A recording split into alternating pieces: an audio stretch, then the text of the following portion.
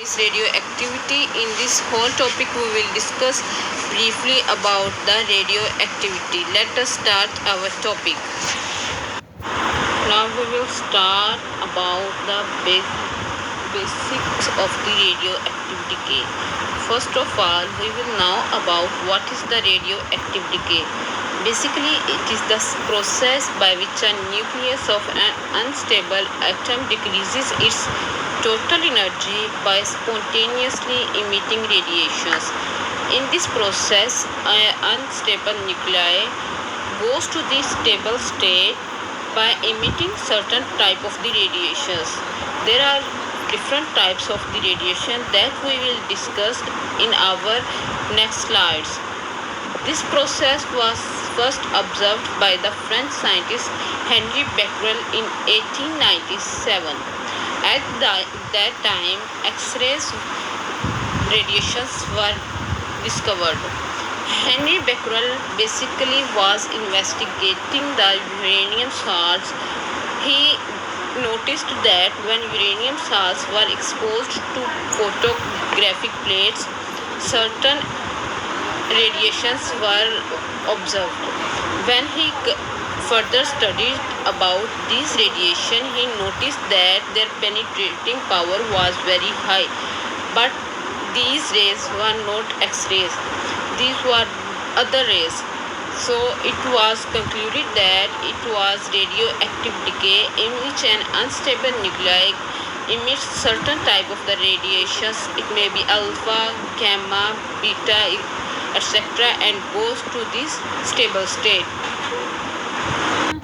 Students, as we discussed in our previous slide, that Henri Becquerel first discovered this phenomena. The first radioactivity phenomena was observed by Henri Becquerel.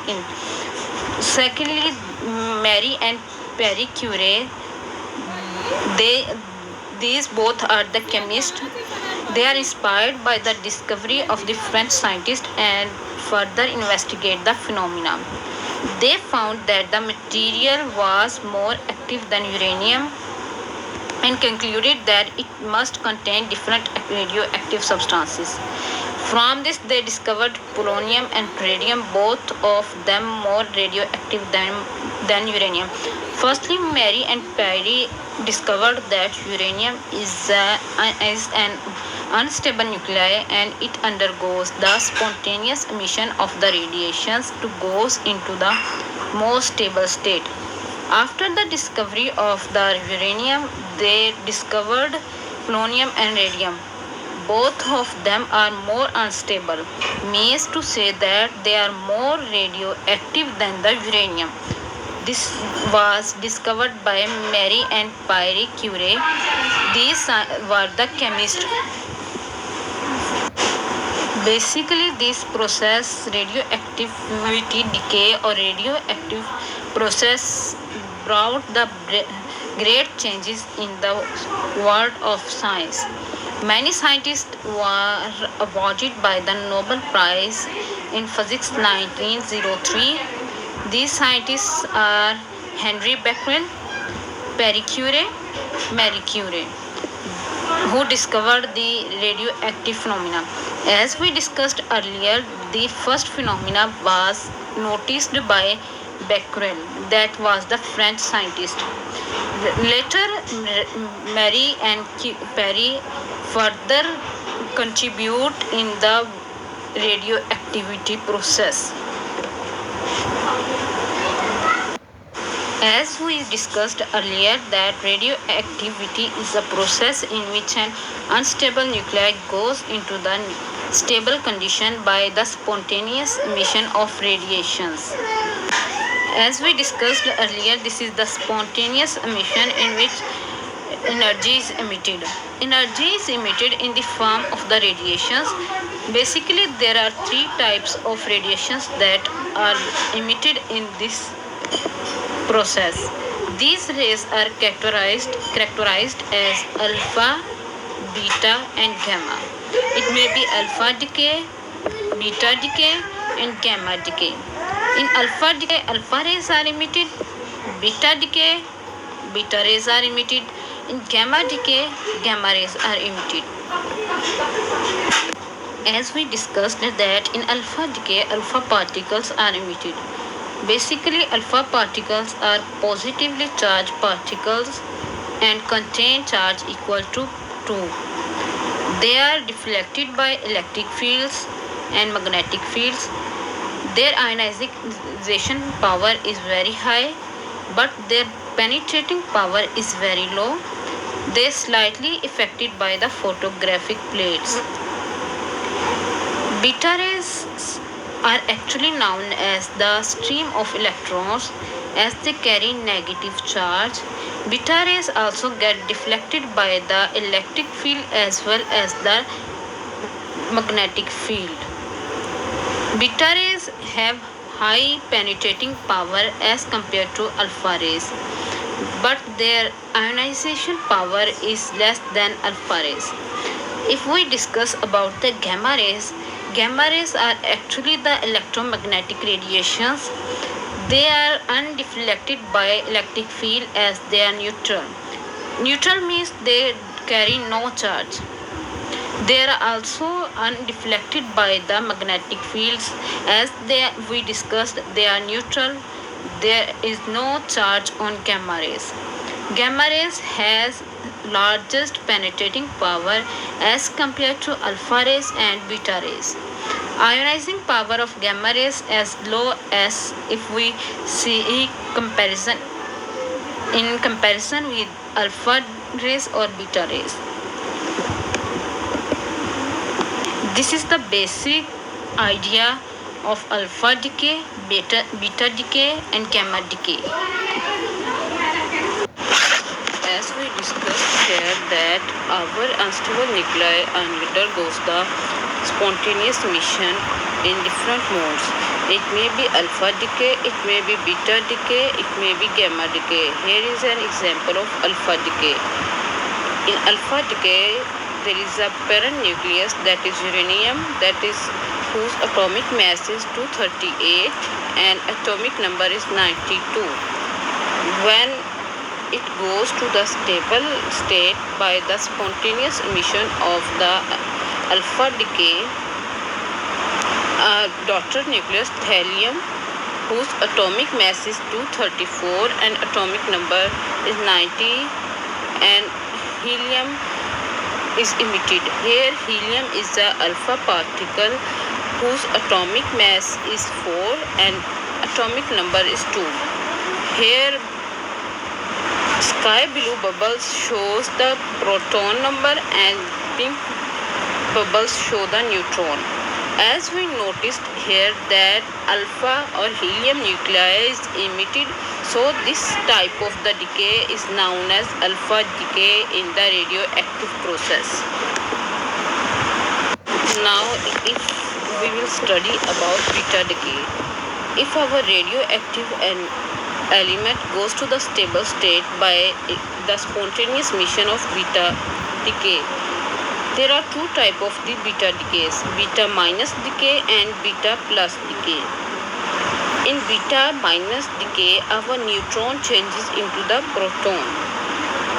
For example, in this example, carbon 14, that is the isotope of the carbon and it is an unstable nuclei, goes into the stable nuclei of the nitrogen 14 undergoing the beta minus decay. In this decay, one neutron changes into the proton, so number of proton increases by 7 by 1. So there are 7 proton and 7 neutron in the daughter nucleus, plus emission of the antineutrino and the electron. This is the beta minus decay. If beta plus decay, we will take the parent nuclei and isotope of the carbon, that is carbon 10. In this 6 protons and 4 neutrons are present. In beta plus decay, it must be noted that proton changes into the neutron. So when proton changes into the neutron, there are 5 protons in daughter nuclei and The number of the neutron in daughter nuclei will be increased by 1 as compared to the parent nuclei. So there will be 5 neutrons along with the emission of neutrino and positron. This is the beta decay.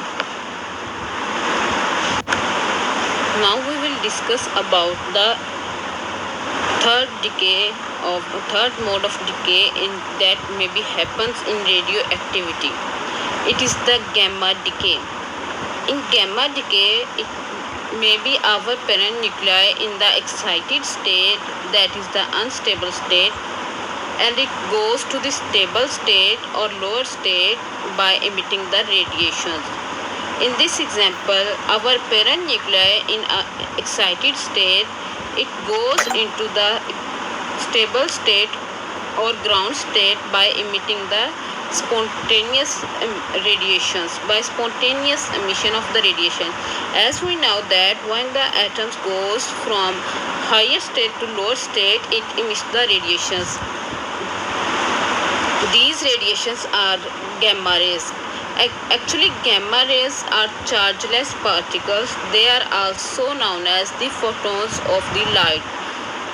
So when gamma decay occurs, there is no change in the charge of the parent nuclei, but it goes into the stable state by emitting the gamma radiations.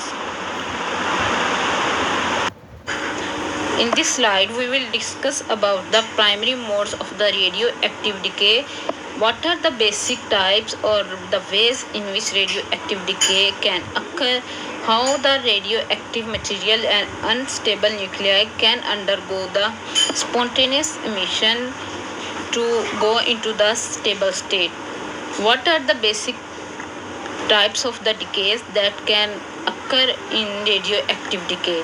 This will be represented by the Z2N plane. Basically, this is the chart of nuclides that is the representation of isotopes in the Zn plane. Z number means to say that proton number is represented along y-axis. N number means neutron number or total mass is represented along x-axis. What are isotopes? As we know that isotopes are the atoms of an same element with different number of neutrons but contains same number of the protons. For example, there are 3 isotopes of hydrogen that are H11, H21, H31. They all contain one proton but their number of neutrons are 1, 2 and 0 respectively. These are the isotopes. Alpha decay occurs when the nucleus ejects an alpha particle. Means to say that helium nuclei. Helium nuclei, when there is an emission of helium nuclei, the parent nuclei will lose 2 proton and 2 neutron. As we discussed that when alpha decay occurs, there is the loss in the number of proton and neutron of the parent nuclei. So alpha particle is represented by orange block at the origin. As there are the parent nuclei loss is proton as well as neutron, so it is represented by orange block at the origin. Now we will discuss about beta decay. Beta decay can occur in 2 ways.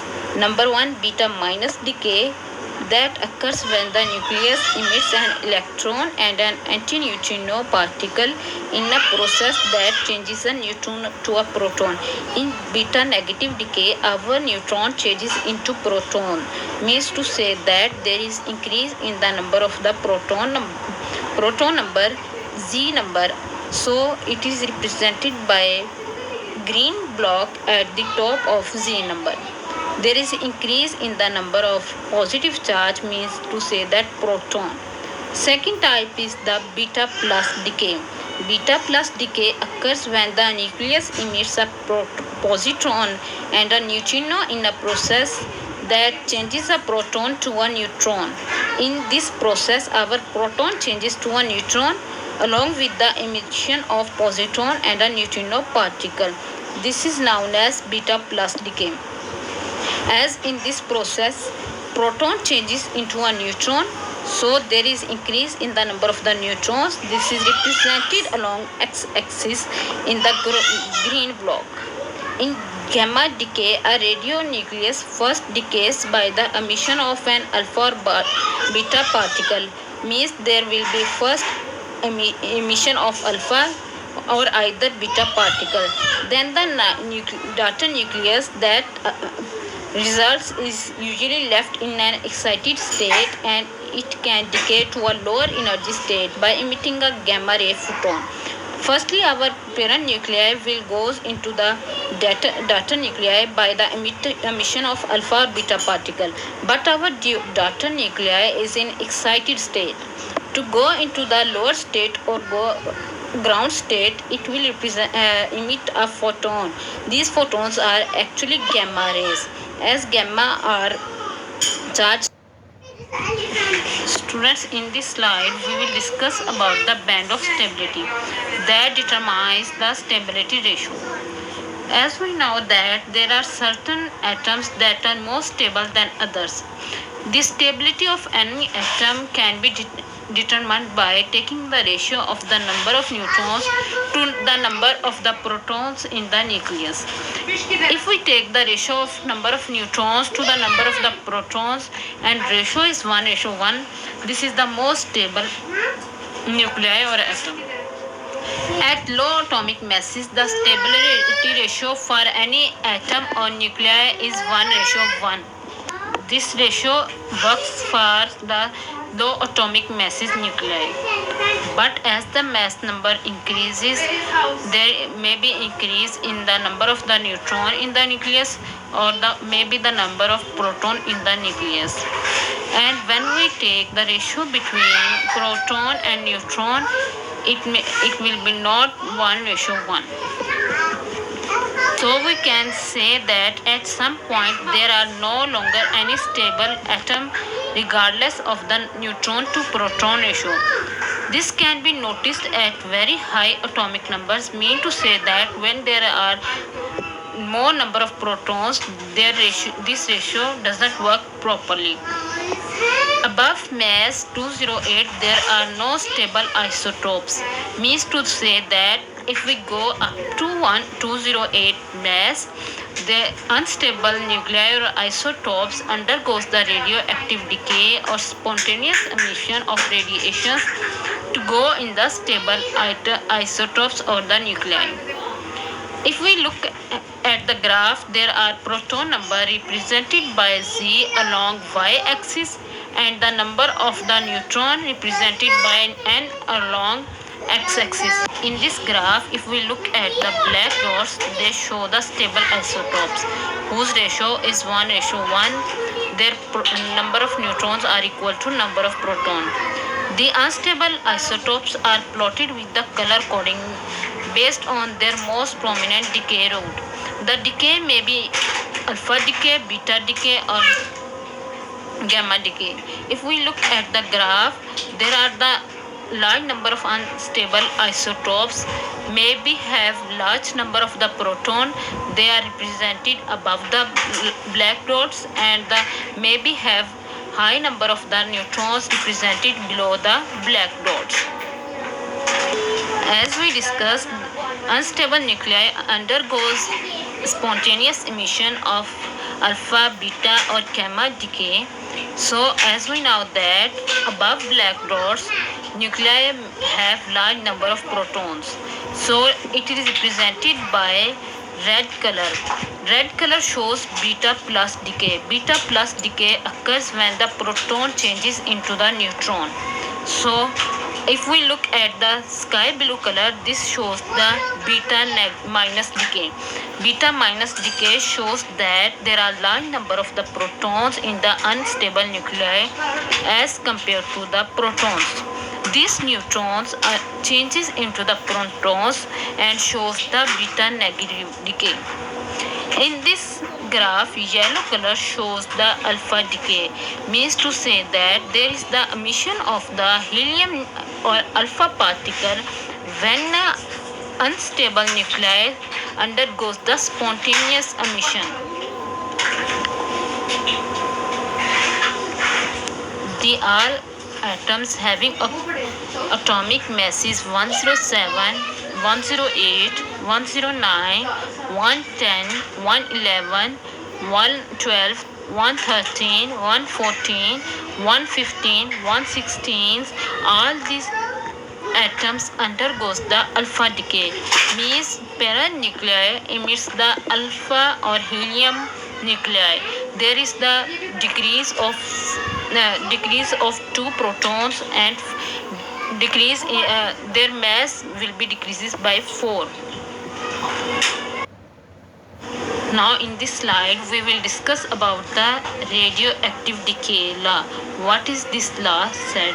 The number of nuclei that is proportional to the number of the radioactive nuclei in the sample minus dn over dt is the number of nuclei that is decaying. It must be proportional to the radioactive nuclei, that is n.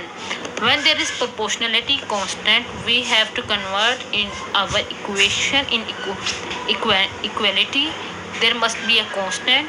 We insert lambda here. Lambda is the decay constant. Radioactivity is an exponential decay process. As we say that radioactivity is an exponential decay process, it means that the parent nuclei or radioactive nuclei decreases at a rate proportional to the current value. This is represented by Nt is equal to N naught. N naught is our original amount or the radioactive nuclei dot E minus lambda T. Now we will discuss about the sample activity or decay rate. It is defined as the number of the disintegrations taking place at its core or at any given moment. The activity also represents the number of emissions that are emitted by a nuclei. Its formula is given as A is equal to lambda dot n. This is known as sample activity or decay rate. Next we will discuss about what is lifetime or average lifetime. It is the lifetime of all the nuclei of particular unstable atomic species. This is the time interval that may be thought of as the sum of the lifetimes of all the individual unstable nuclei in a sample divided by the total number of unstable nuclei present.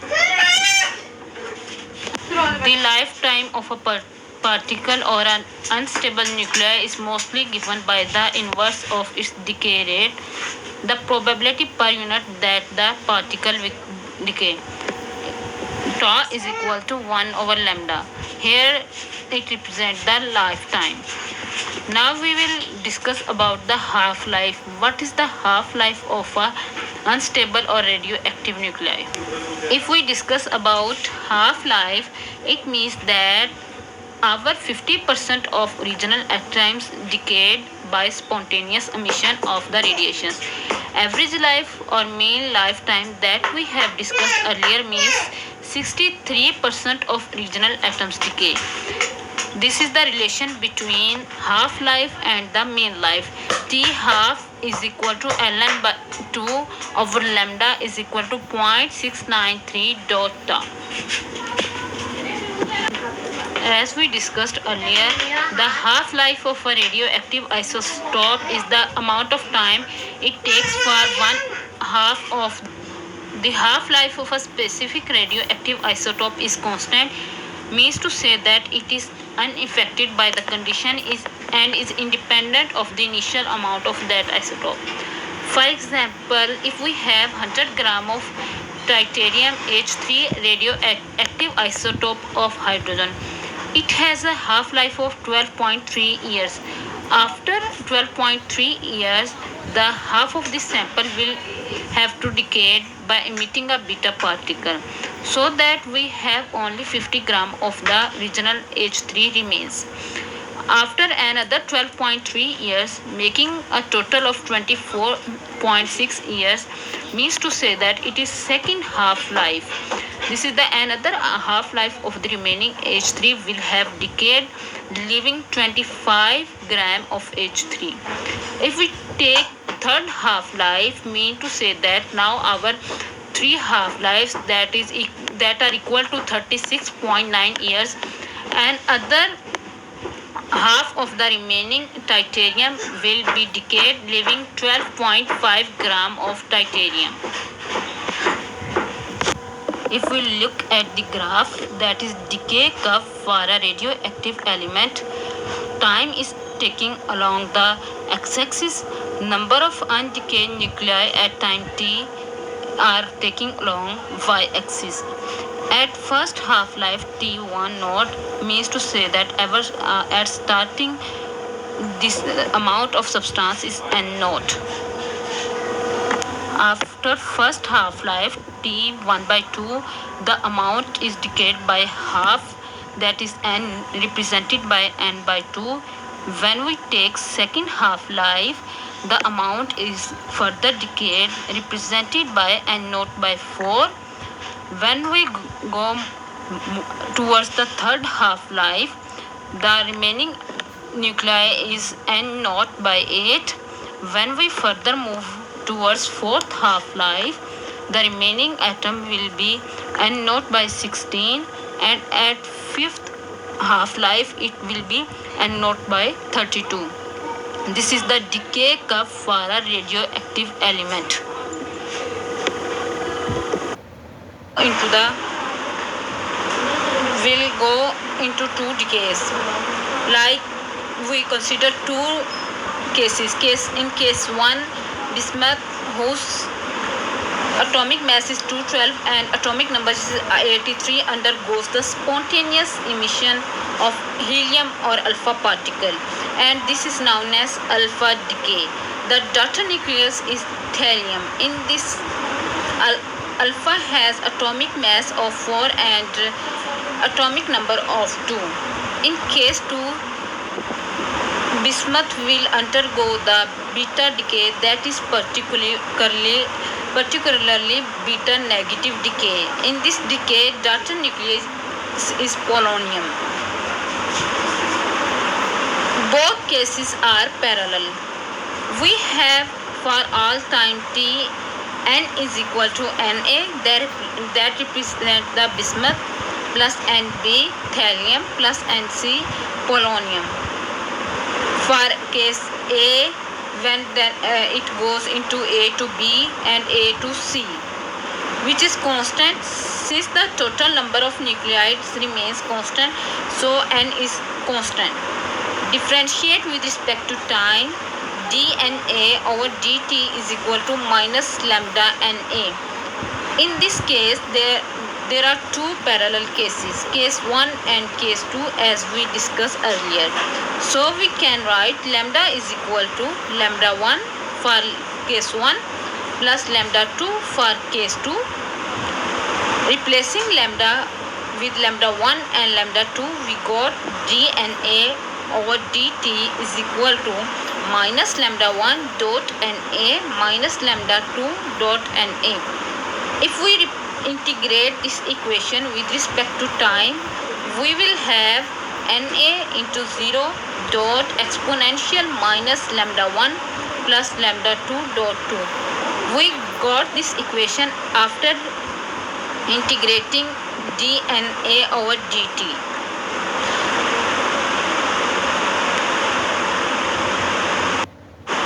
As we are discussing about the nuclear decay with branching.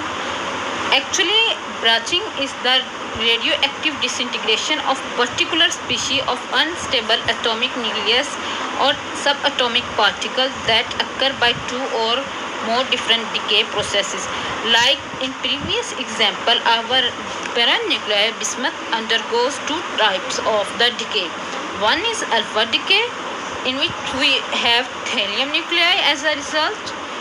In second case, our parent nuclei undergo beta decay in which we got polonium. This is the branching reaction in the radioactivity. Now we will have branching ratio. Branching ratio for case 1 in which bismuth undergoes the alpha decay, F1 is equal to lambda 1 disintegration constant for case 1 over lambda for whole for both cases, case 1 and case 2, lambda as we know that equal to lambda is equal to lambda 1 plus lambda 2. F2 for second case in which bismuth undergoes the beta decay, F2 is equal to lambda 2 over lambda. Beta activity A beta T is equal to Na dot lambda dot F1.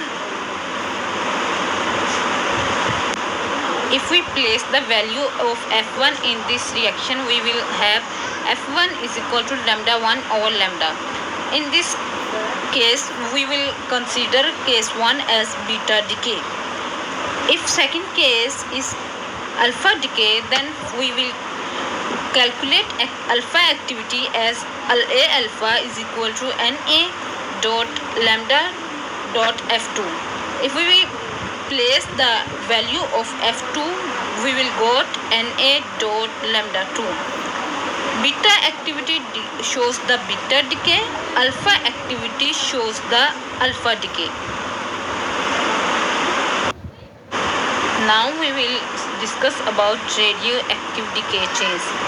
Basically in physics, a radioactive decay chain is a sequence of unstable atomic nuclei and their modes of decay that leads to a stable nucleus.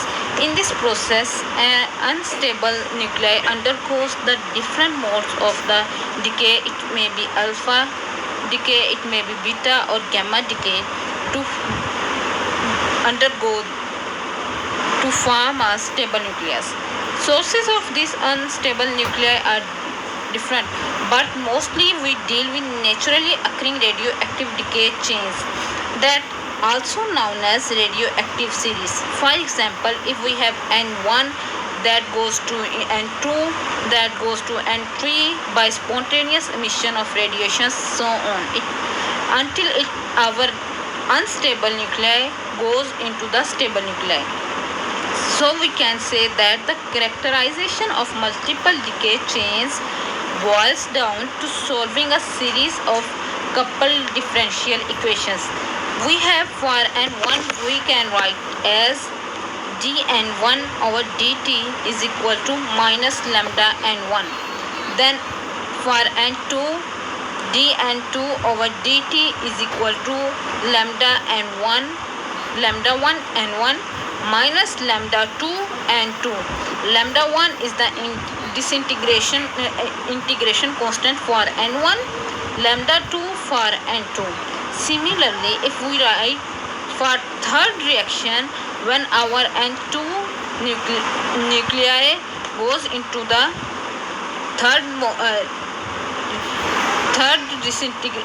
disintegration by spontaneous emission of radiation, we will have lambda 2 and 2 minus lambda 3 and 3.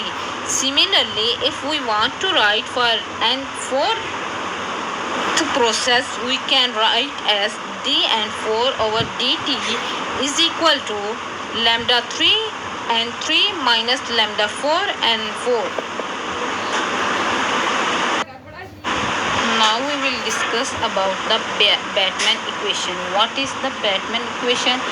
What is the role played by the Batman equation in the radioactive decay? This will discussed in this slide.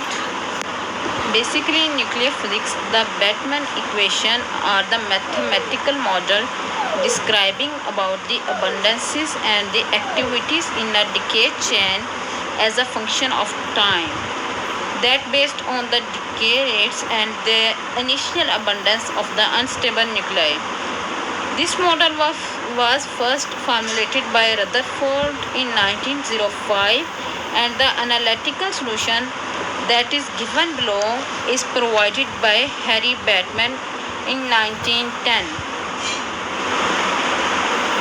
Basically, Batman equation is a classical master equation where the transition rates are only allowed from one species, that may be I, to the next I plus 1, but never goes in the reverse sense. Basically, Batman found a general explicit formula for the amounts by taking the Laplace transformation of the variables. Now we will discuss about the role of activity in radioactivity K. For lifetimes comparable than the span of human life, there are no measurable changes in the activity of a sample that prohibits direct decay curve measurements. Mainly, we can define activity in the radioactive decay process as the number of the disintegrations per second, means to say that our unstable atom and that undergoes the emissions per second are counted, or the maybe the number of the unstable nuclei that decay per second in a given sample. Mostly activity is determined by the counting with the aid of the radiation detectors and electronic circuits, the number of the particles and photons ejected from the radioactive material during a convenient time interval is counted. The activity is represented by A. Its SI unit, international system unit, is becquerel. That is represented as BQ, which is exactly equal to 1 disintegration per second. 1 becquerel is a very small amount of radioactivity. You can take a simple example. Household smoke detectors typically contain 0.3 micrograms of radioactive isotope, which emits about 37,000 becquerel. The old standard unit of the radioactivity is curie, which is equal to 3.7 into 10 to the power 10 becquerel. We have radioactivity A is equal to lambda dot n, where n is equal to the number of radioactive atoms. We can replace it m over mu. Here mu is the molar mass of the radioactive element. Dot Na, that is the Avogadro number, is equal to 1 over tau, that is the lifetime or mean life, dot m over mu dot Na. We can take example as 1 megabecquerel of deuterium, that is the isotope of hydrogen, containing 2 neutron and 1 proton. Its half-life is 12.33 years. This half-life corresponds to 5.59 into 10 to the power 4 atoms, and in terms of mass we can write it as 2.78 microgram of mass. If we have 1 megabecquerel of carbon 14, its half-life is 5,730 years. If we have 2.6 into 10 to the power 17 atoms of carbon 14, or 6 micrograms in terms of mass. This is the activity of deuterium, that is the isotope of hydrogen and carbon. As we know that the number of radioactive nuclei is often unknown. One can only measure the number of decays per second, means to that it is easy to calculate the number of the disintegrations that is happening in 1 second. It is known as decay rate. That is the reason why the activity is defined as the number of decays or disintegration per second. As we know that activity is represented by A, that is equal to minus lambda minus del n over delta t is equal to A naught dot a e minus lambda dot t. Its unit is 1 becquerel, that is 1 decay per second. If we have a look on this graph, we have number of decays per second along y-axis and the time that is taken in second along x-axis. If we have a known amount of the atom or a nuclei at start after half time, that is equal to half life t1 by 2, we have a naught by 2. After second half life, it becomes a naught over 4. Calculating third half life, that is equal to a naught over 8. And after 4 half life, our original nuclei or apparent nuclei decays into its a over 16th value. At the beginning and when time t is equal to 0, radioactive nuclei were present. Then the activity after the time t is given by at is equal to minus dn by dt. Here we take dn by dt as we know that our parent nuclei or unstable nuclei is going into the disintegration process with the passage of half-lives. That is equal to lambda dot n dot e minus lambda dot t. We got this equation by integrating the d over dt and putting the value of n. That is equal to lambda dot n. As we know that n dot e minus lambda t is equal to n is equal to lambda, as we know that 1 is the reciprocal of the mean life. We have got this in our previous slides. So putting the value of lambda is equal to 1 over tau, we got this n over tau. That becomes equal to a naught dot e minus lambda t. This is the basic preview of the activity in the radioactive decay, how our unstable nuclei decays per second, that is the decay rate. As we are going to discuss the activity, so if we have activity at the start a naught, after time t, a1 is equal to a naught dot e minus lambda t. Here a1 is the activity at time t, a naught at the beginning. If we got ratio between a1 and a naught, then a1 over a naught is equal to e minus lambda t. Then after 2t, activity at time 2t can be written as a2 is equal to a naught dot e raised to power minus lambda dot 2t. That becomes equal to a1 dot e raised to power minus lambda t. As in previous equation, when we have calculated activity at time t, a1 over a naught equal to e raised to power minus lambda dot t. So putting the value of e raised to power minus lambda dot t, we got a dot a1 over a naught. Similarly, when we calculate activity at time 3t, we have a3 is equal to a naught dot e raised to power minus lambda dot 3t. That becomes equal to, here for time 3t, a naught is basically a2. That becomes the reason for time 3t.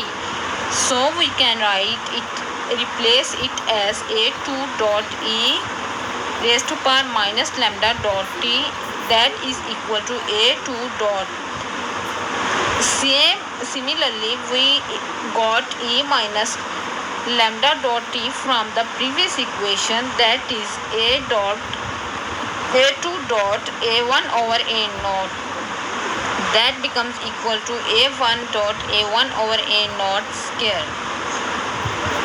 If we want to write the general expression, we can write it as an plus 1, that is equal to an dot A1 over A naught, that becomes equal to A1 dot A1 over A naught raised to power n. This is the general expression if we count our activity at for n plus 1 time. Now we will discuss about the applications of radioactivity. In the field of the medical, physicians use phosphorus 32 for identifying malignant tumors. It's because cancerous cells accumulate phosphates more than normal cells. This is the biggest use of the radioactive element in the field of the medical to treat the cancer. Though many radioisotopes are used as tracers to trace different things inside the body, but iodine 134 32 and technetium 99 are among the most important. Physicians employ iodine 131 to determine cardiac output, plasma volume, and fat metabolism. And mostly it is used to measure the activity of the thyroid gland where these isotopes accumulates. Technetium 99 used with radiographic scanning devices is very important and valuable for studying the anatomic structure of the organs. That is the biggest revolution of the radioactivity in the field of the medical. Now we will discuss about the uses of the radioactivity elements in the industry. Industries also find uses of radioactive substances in the following works. Firstly, to stimulate the cross-linking of polymers. Secondly, to induce mutations in plants to develop harder species. Third is the main purpose to preserve certain kinds of foods by killing microorganisms that cause spoilage. Lastly, in tracer applications, radioactive isotopes are employed. Now we will discuss about the limitations of the radioactive radiations. Where there are many uses of the radioactive radiations, there are uses in the field of science, in the field of medical, in the field of industry. There are some harmful effects of these radiations on human body also. They can damage the human body badly if there is so much exposure to these radiations. So we can say where there are merits of anything, there are also the demerits of that things. What is absorbed dose of the radioactive or radioactive decays? Absorbed dose is basically defined as the dose quantity, which is the measure of the energy dissipated in matter by ionizing radiation per unit mass. Absorbed dose is usually used in the calculation of dose uptaking in living tissues in both radioprotection, that is reduction of harmful effects, and radiology. Potential beneficial effects. For example, radiations are used in cancer treatment. It is usually used to directly compare the effect of radiation on matter such as in radiation hardening. Its formula is absorbed dose is equal to absorbed energy per unit mass. Its SI unit is gray, that is represented by GY. Now we will discuss about the equivalent dose. Equivalent dose basically shows the impact that the type of radiation has on that issue, and it is defined as the absorbed radiation dose in an organ or tissue corrected by radiation weighting factor. Here Q is the quality factor. Every radiation has its own quality factor. The unit of equivalent dose is severed, that is SV. Here is a column in which radiations and quality factors are mentioned. For X-rays, gamma and beta, quality factor is 1. Thermal neutrons 2.3. For fast neutrons 10. Alpha particle or heavy ions, its quality factor is 20.